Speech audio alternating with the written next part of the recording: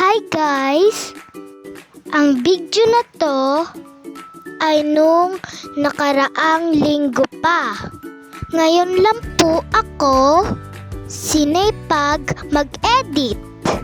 Ang inay! Pag uwi namin ng bahay, dumating na pala ang order ni Mama na bag ko. So guys, samahan niyo ako at papakita ko sa inyo. Nagpalit na po ako ng damit guys. At bubuksan na natin. O diba, pagbukas, bag agad ang bubungad. Tama naman yung kulay ng bag guys.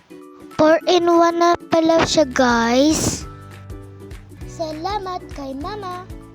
Baka isipin niyo po na maluho ako. Hindi po ako ganun.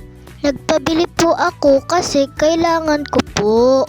Nasira na kasi yung isa kong bag. Magkaiba po ang gusto sa kailangan.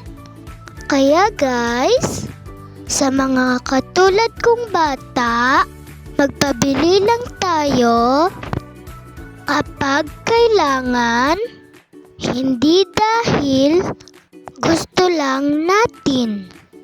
Kasi alam nyo, bawat pera na binibigay sa atin ng ating mga magulang ay pinagpaguran nila yon.